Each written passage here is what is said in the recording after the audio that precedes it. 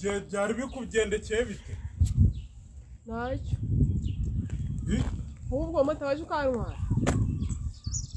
Se ngwino. None se washyaga byanyabyo? Wamfatiye ko mba nameze neza. Se Motari. Ntago nagutwara.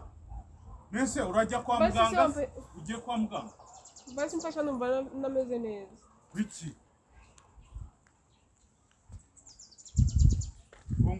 Wamfashije ko nameze neza. Wayiki? Yaje ukantwara se.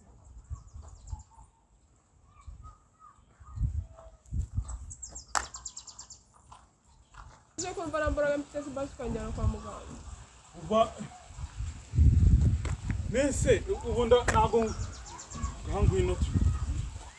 Se Motari. Ase kumfite ukwago kugutwara. Use ngutwaye ukampfiraho nibagira ngo nibyo kwishyura. Se Motari wamfashije. Ngwino.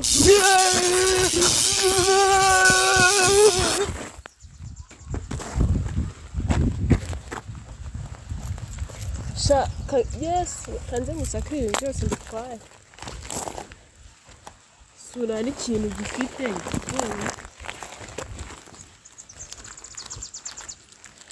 Yes we. Ndebera n'ukuri kw'Imana. Ndebera n'iki kintu n'igikasike cye n'ikiwanje. Si umuntu w'umugabo agendana n'amafaranga afite. Tugenda wabigora iki? Kampe gutwara ya 500. Yego hariho n'ibiceri.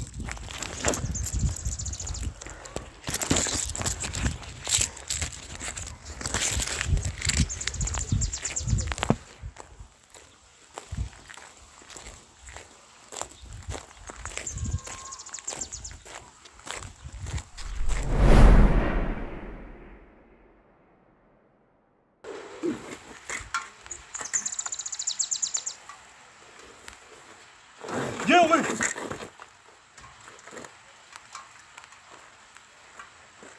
Yesu mwa!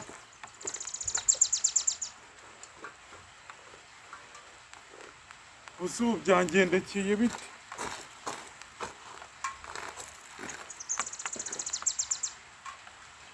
Yesu we! Nta kintu na kimwe mfite. Sigaranye amashikarete. Baba we noneho nyiramwiza aramitana we.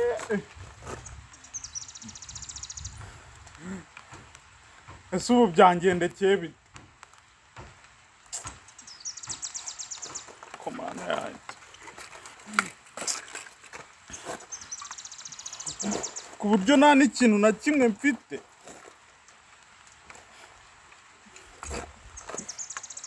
Kamite ntaha.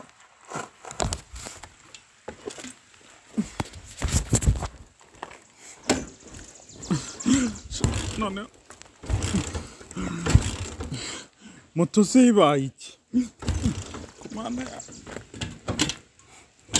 Noneho baranyica ibyo nari narigize.